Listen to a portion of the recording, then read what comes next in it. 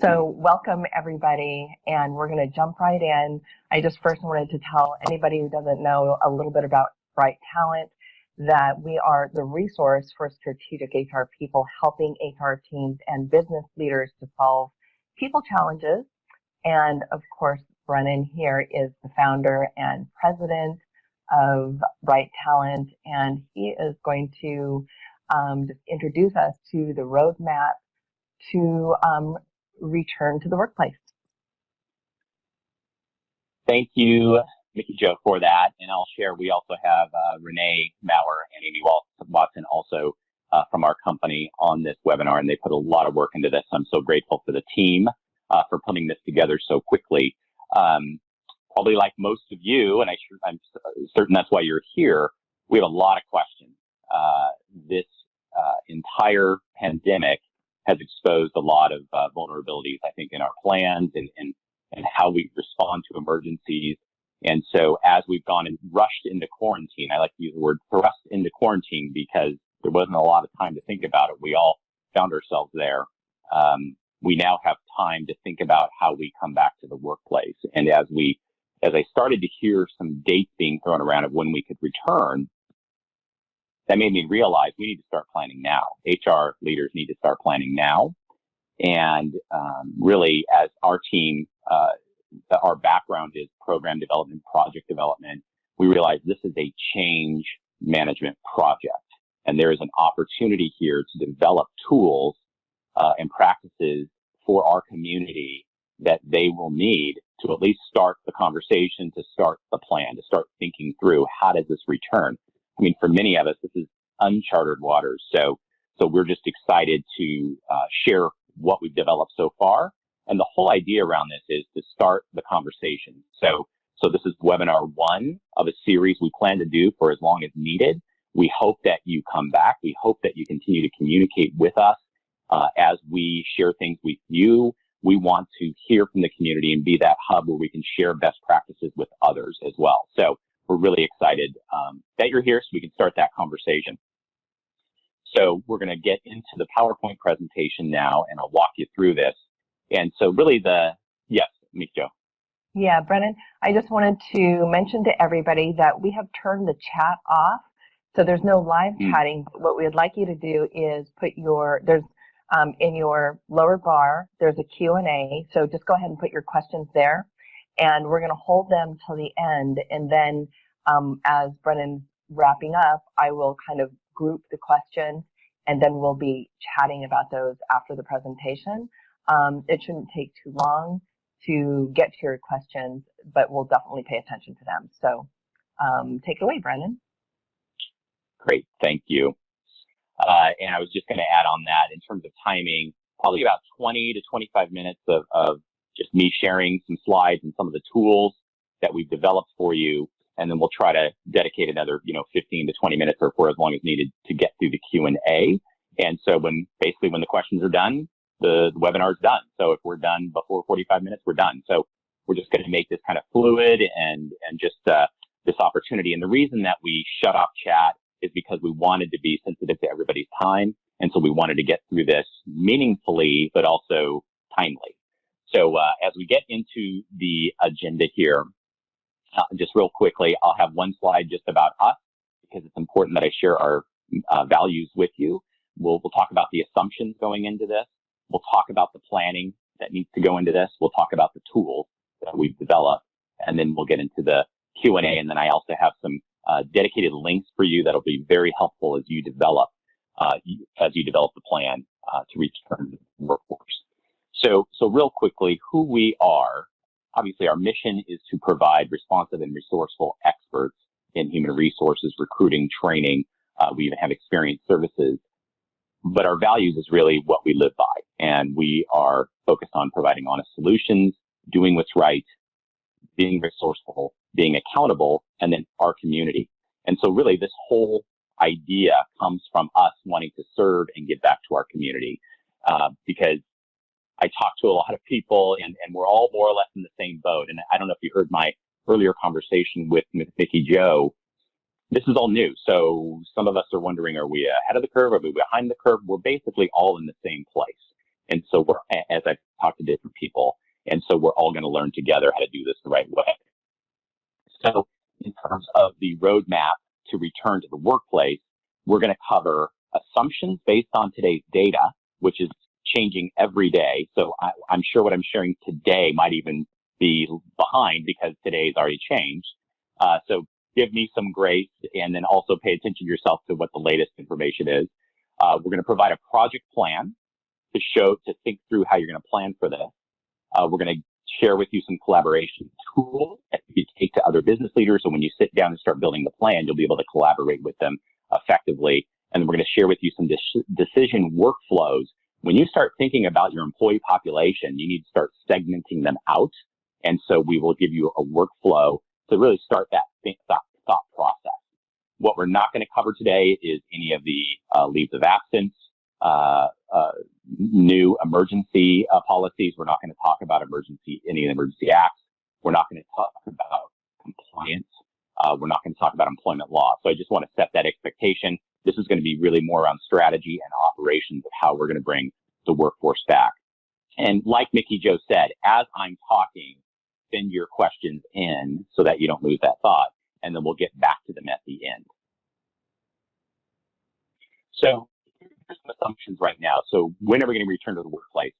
Right now, we're hearing as early as May. I've heard Boeing is just today. I just learned Boeing might be going or is going back to work in May. And so if this is true, we have time to plan, but not a lot of time. So depending on what your organization is going to do. And it's important that you check with your local health agency, because what we're learning is what's commuted broadly on a federal level is overridden by the state, by your county, and even by your city. So it's important that you are referencing your local health agencies and making sure whatever plans you're putting together aligns with that. Why we need to prepare right now is we still don't know. The one question I hear from people is, when is this going to end? And when do you think the economy is going to bounce back? And this is one of those questions we don't know. So all we have is the data in front of us, and we have to plan accordingly. But what this pandemic has done, if we look for opportunities when things don't go right, you look for opportunities to close where things didn't work well. And so this is that opportunity right in front of us. Some of us experienced 2008 Great Recession. Some of us experienced 9/11. Those were opportunities. And so there's very much that opportunity as well. And so the time is now to plan for this new reality that we're calling it. So here are some other assumptions, things to consider, and we'll talk about them in a little more detail. When we come back to the workplace, we will still have distancing restrictions, such as the 6 feet distance restriction. So that means we're going to have to really think about our office layouts now. It is possible people will not come back and sit in the cube that they left. So, it could be that extreme.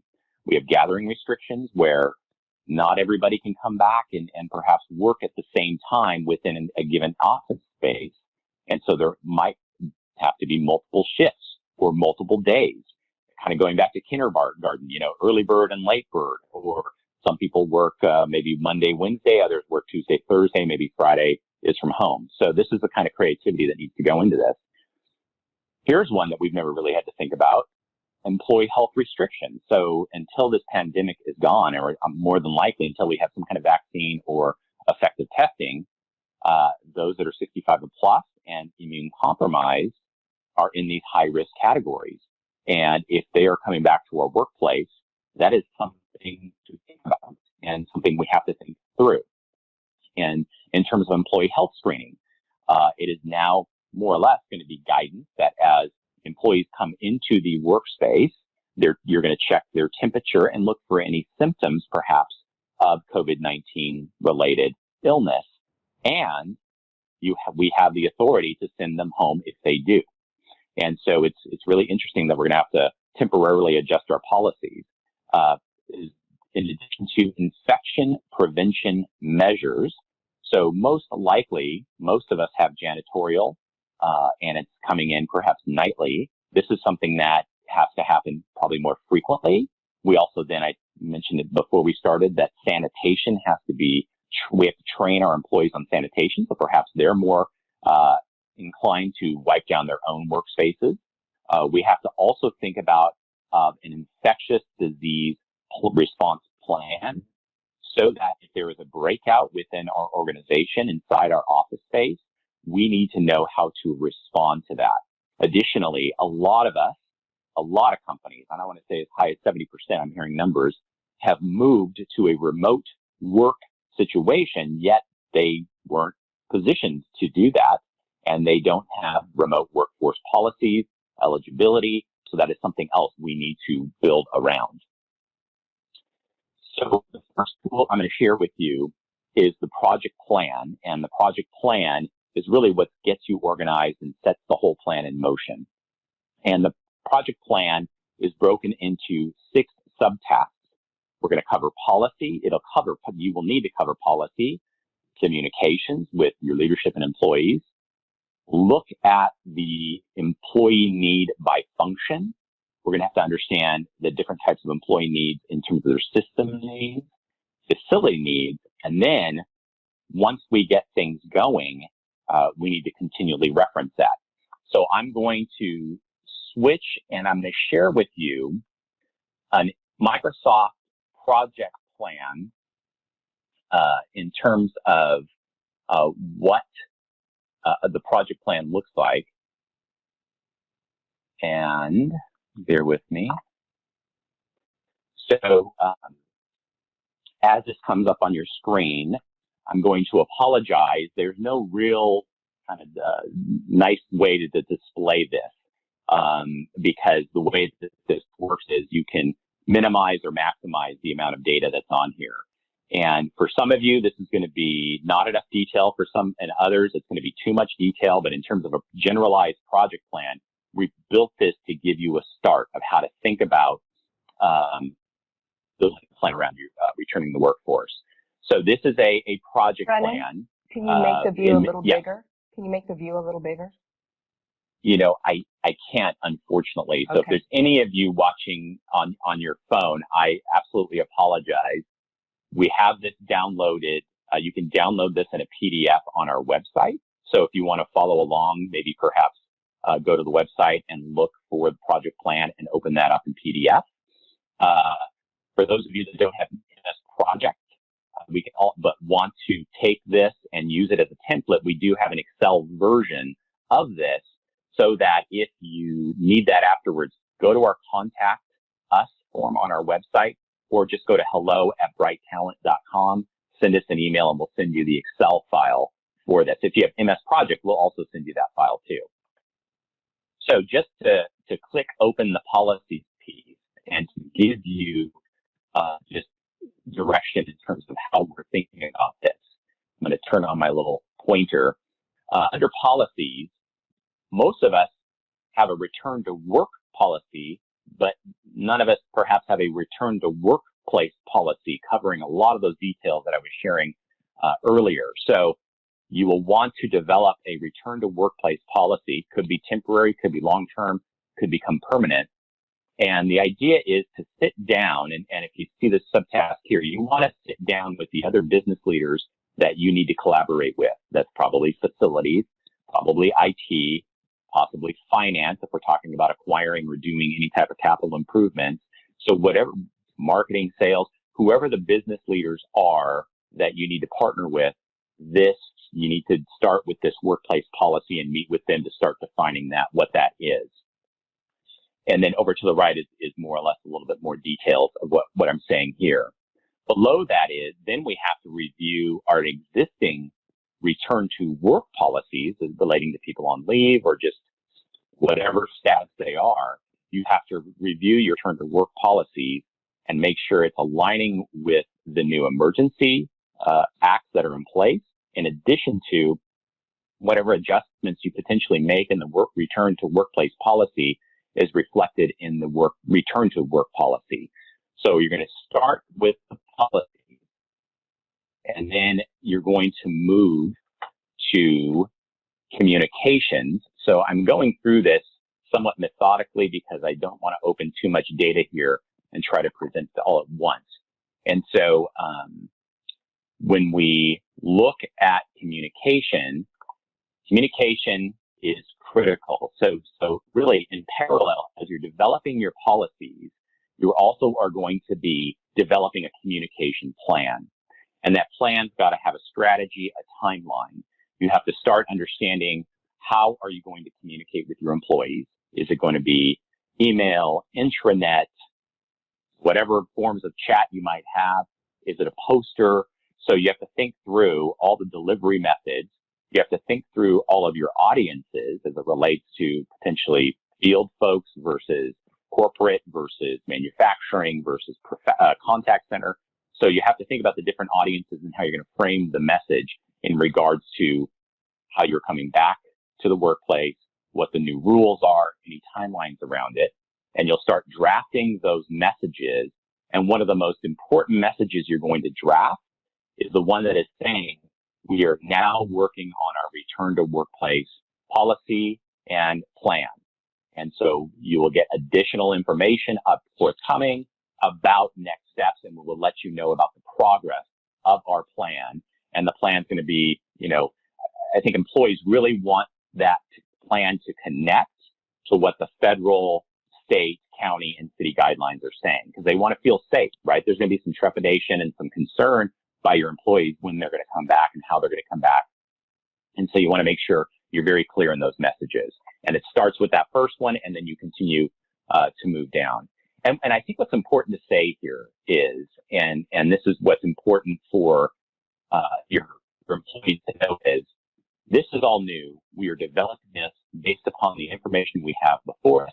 This is going to require grace because it's highly likely we're going to do some things really well and we're not going to do other things well. And so just, I think, try to be as transparent and honest with your employees as possible so they know you are trying to do and have their best interest in them. Then what is important is, once we have an idea of what the policies are and what the communications are, you're going to then sit down and really and talk to each of the functional heads in your business, because each function is going to have different needs and for their workforce. And if we look at their workforce, they're going to break down most likely into three categories: those that are coming back to the workplace, those that can continue to work remotely, and then there's going to be a middle group, which is part-time workplace, part-time remotely. So we're going to have to think about different what they call it hoteling options for them when they're in the workplace versus working outside of the office remotely. So that also, by function, we're going to have to look at the office space, and we're going to have to just understand really in great detail schedules and shifts, abilities to return to the office, and who's working remotely. So these are the things we need, the detail, the level of detail we need to get into to really help lead the business back to the workplace. And then we get into systems. I'll turn off my pointer now. We'll get into systems, and we have to think about what systems does each function need. If we go into a new workplace situation where we're hoteling people, what does that mean? So there's a bit of thinking through in regards to systems. And I think probably one of the biggest puzzles here is the facilities piece. It puzzles in terms of how are you going to roll out these changes? Because it's highly likely your workforce, some of your workforce, is going to be staggered. Will start returning to work, perhaps even before you can have all of these improvements done or changes done, or if at all. Because some of you might be in small companies, you have one office space. So what do you do? So these are where others have, large office facilities and multiple layers of people and things to organize. So that's what you have to think through. And it's not just by office space in terms of where the people are working in. We have to think about the communal areas like break rooms, cafeterias, bathrooms, all the new rules, all the different types of sanitation that need to go into that. So we have to really think thoroughly about our facilities. And then when we get that plan going, we're going to just need to review this regularly, 30-day review, 60-day review, 90-day review, understand what is working and what is not working. And so that's the level of detail in the project plan. And the idea around that project plan is to get you started in thinking and organizing your thoughts and collaborating with the other leaders in your business. And then moving now to the workflows, let me return back to my PowerPoint just so I can tee this up. So now moving into the workflows that we've developed these workflows in Visio. Oh, looks like my screen is sharing incorrectly. Let me pause.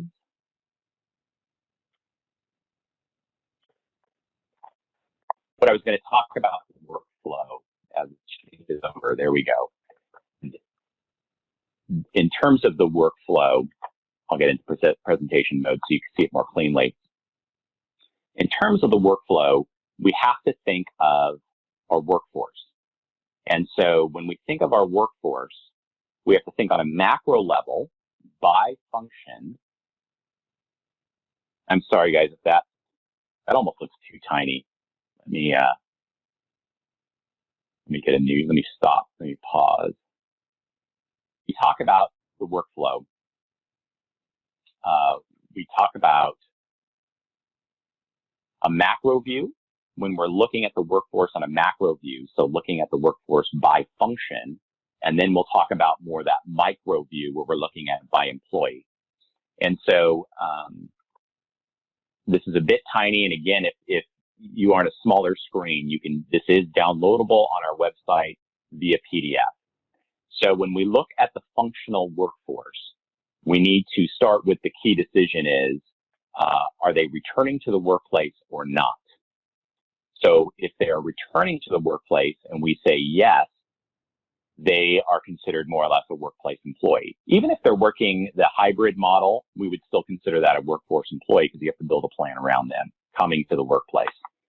And then the next big question is that employee on leave or not? If they're on leave, then you would need to return to your leave policy. If they are not on leave and they're able to return to the work, then we need to develop the requirements for that by function for those employees to come back, and we'll be partnering. And this is a little sub box here to align with what we were saying in the project plan. You need to partner with facilities and IT to build that plan and build out those requirements all the way down to, sanitation plan and such. And we have a tip down here that's simply saying workplace supplies will now include personal protective equipment, which is going to be masks, gloves, perhaps sanitation towels or hand sanitizer at the desk so they can also self-sanitize. So that will become a common supply now offered by companies. And then as you get that requirement defined, you will then be training the employees on these requirements. And then again, ongoing evaluation of how it's working. And then that just continues with this flow as you continually review as to what's working or not. When we go to the top, back to the top and back to that decision of return to workplace, yes or no, if they are staying in a remote situation, again, we want to understand if they're on leave or not. And if they are able to continue to work, then they're going to continue to work in that remote situation. But as an organization, that's our call to make sure that we have a remote workplace policy. And if we have one, we need to update it and review it. And if we don't have one, we need to create one for both the remote workforce and what we'd call the hoteling workforce that's going to be coming in and out. And of course, that's going to require ongoing evaluation too. And again, for some of you, this might be too much detail. For others, this maybe not enough. So again, we try to build this in a generalized format. So now switching to the micro view by employee, and this is where it gets really important in terms of HR. This is really HR's goal here is to do this the right way. So if we look at it by employee, because the business leaders are going to be looking at us in terms of what the right call is here. If they're able to work, right, is the employee able to work? No, then we return to the leave policy. If they're able to work, now, very similar to the functional question, is this employee able to return to the workplace? And if the answer is yes, then we're going to work through the similar workflow that you saw spelled out in the function. If it is no, then if they're unable to work in the workplace, are they able to work remotely? And if it's yes, then it's similar to the workflow you just saw at the functional level. If they're unable to work remotely, yet their job requires them to work in the workplace, this is where it gets interesting. We will need to then evaluate that employee status, and we will need to understand if their job is typically done on site and cannot be done in a remote situation, what do we do with that person? How do we potentially change your job, accommodate? Is there something we need to do? Or if they're in that 65 plus, immune or health issues that puts them at risk, what do we do with that population? And how do we potentially retain them? And that would move over and we'd go into an evaluation, communication, try to figure out what is the right decision here for that group of employees or employee. And if there is no way for them to continue to work, then we would change their status. And then what is that status? Is it furlough? Is it layoff? Is it long-term disability? We just don't know. So you would have that decision. Joe. Just giving you a time keep that we have 3 to 5 minutes before we go into questions. Okay. Perfect. Thank you. And so now I will share the next, we're going to go into the project outline. And the project outline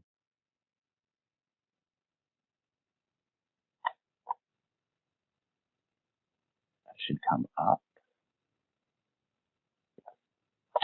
And so the project outline is really, I won't go through this in great detail here, because what this is the detail of the project plan spelled out into an outline for you. Yet we provide greater detail of references that you will need. So for example, this is the link to the CDC, Centers for Disease Control website that will show you what is the local health organization contact for you website to learn more information. We also have a link to the Department of Labor, EEOC. SHRM has been doing a great job of producing great material, so that'll be a great resource for you as well. And then below, the CDC and FEMA have developed a website called coronavirus.gov with great information. And then lastly, OSHA has this amazing, amazing is too strong of a word, has a great tool with guidelines on how to prepare your workplace for COVID-19. So those are all the tools that we have developed for you. And I'm now going to switch back here to my PowerPoint, and hopefully it will work as it should. Great. So while you do that, Brennan, and get to the slide that you want, I'm going to share some of the really good questions that come over.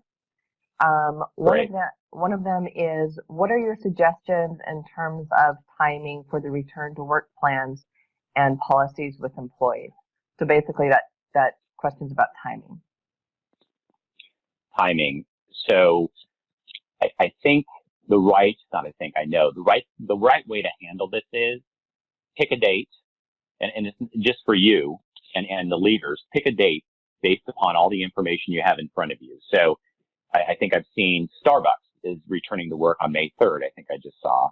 And Boeing is returning to work, I think, by mid-May. So this is what's so important. Go to your local health organization website and the city and find out when they are loosening some of the restrictions, the self-quarantine restrictions, and then try to build around that plan. If you are an essential business and you have an essential function and you have essential employees, more or less, you are already given the green light to get some of your workforce back.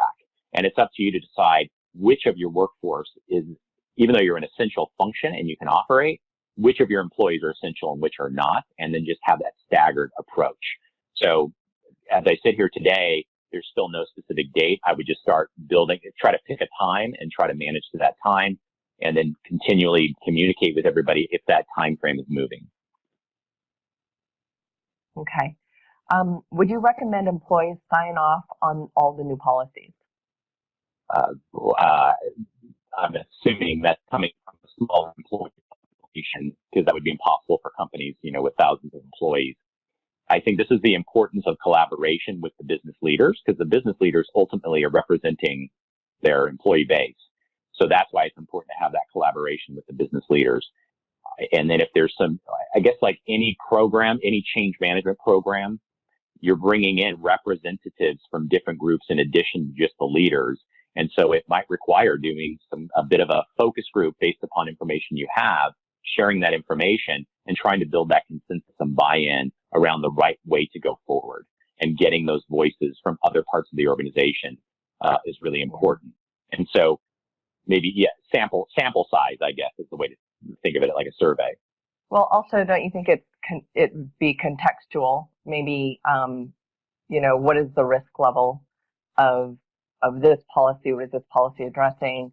And then if there is something that really needs to be signed by everybody, that could possibly be done, through electronic signature. So I think there's ways to handle it if there's, a large population group needs to sign. I think that's a great point. But absolutely. I like your point about getting some feedback from some of your partners, your internal HR partners, and some, the focus group or whoever the stakeholders are externally too, just depending on what the policy is. Correct. Whoever it's impacting. Okay. Let's see. So a few people asked about this. So I know we talked about it a little bit, but I don't think we got explicit about what's available. So they wanted to know, one, is the video going to be available? Two, will the slides be available? And then three, what will be available in PDF? So, thank you for asking. So yes, we are recording this session, and what we will, after the session, we will download it and we will edit it because we want to make sure it's short and concise. And then we will send it to everyone. We'll either do one of two things. We will email everybody and let you know that's either ready to download off our website, or if the file is small enough or the link small enough, we will embed that link in the email to you so you will have access to that.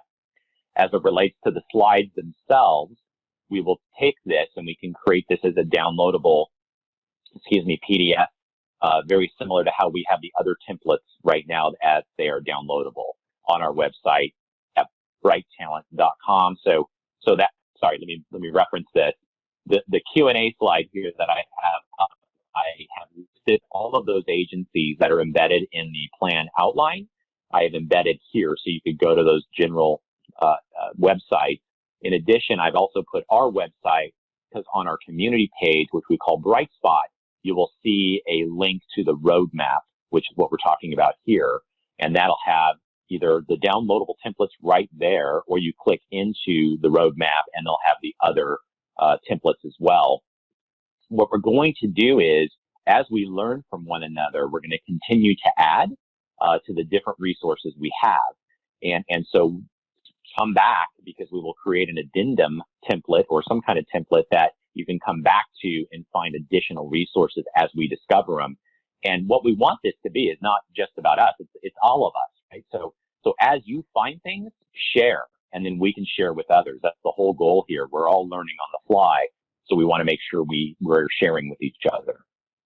Yeah. Thank you, Brennan. And just one more along those lines is, and I took the liberty to go ahead and comment on this to the person who asked this question, but are you sharing the actual versions rather than just the PDF? Right. So it's usable, and I know we already discussed this, so what I did share was, because things are general, so everybody can use them, that if there's something, right, some sort of specific version or something that they're looking for, maybe to contact you directly, and see if you're able to share that.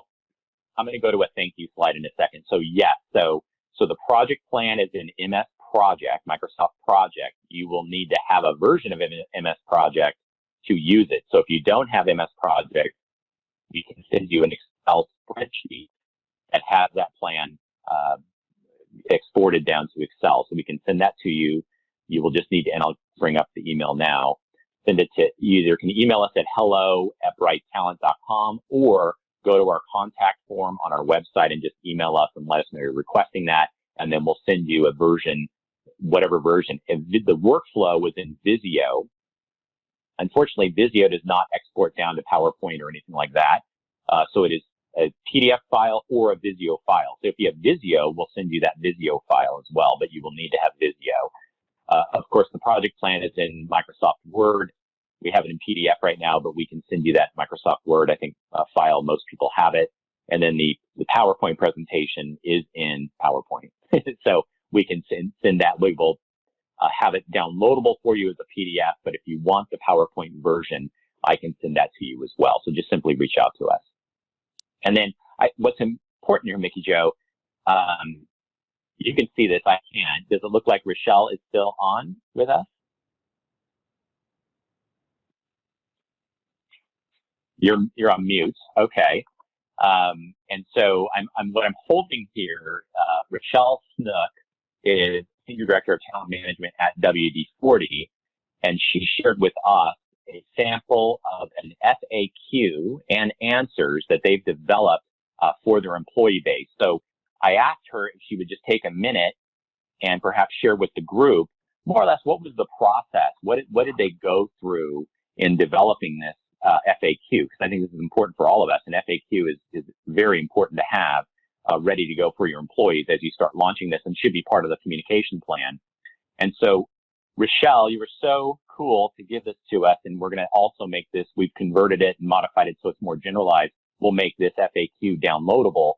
But Rochelle, for the group, if you don't mind sharing, maybe walk us through the process that you went through to develop this frequently asked questions document for your employees. I think you're off mute now.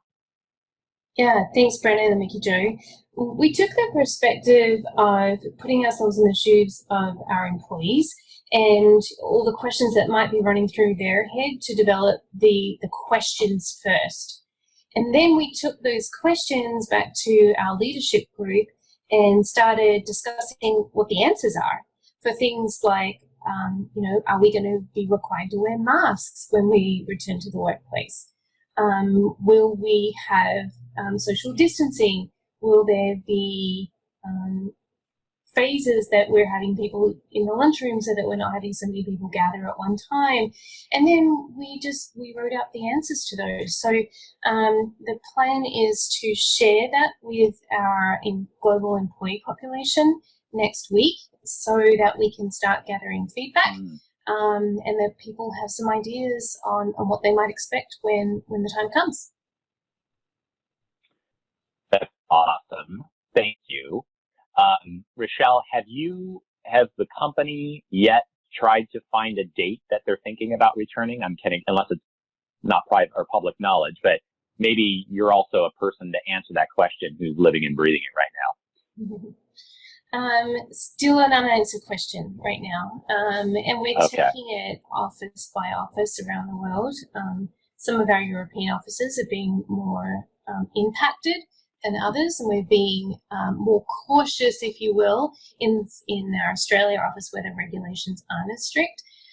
We are taking it in 2-week increments, so we're telling our tribe, as we call them, every 2 weeks we'll give you another update. And we'll just continue to evaluate until we feel like we have a good decision that our global leaders are aligned on for the safety of our tribe. I think that's fantastic, and I love the fact that you've committed, at least, as I was saying before, you've committed to communicate, which I love, right? And that's what they're looking for. And the fact that you have their best interests in mind. So any decisions that are going to be made are going to be made first about their safety. That's first and foremost. And I think that's just brilliant way to handle that. So, Rochelle, thank you so much for sharing and even for jumping on here and giving that bit of insight. You're very welcome. Thanks, Brennan, Renee, Amy. So, Mickey Joe, were there any other questions? Just one more. Let's see. Oh, you mentioned developing a communication plan. Do you have any drafts or samples to download or share? What we do is prior communication plan templates that we've used for other projects, and we're looking at this as a project. So again, reach out to us if you're interested in receiving, and we could probably dust something off that's relevant for now. And so we will be happy to share that with you.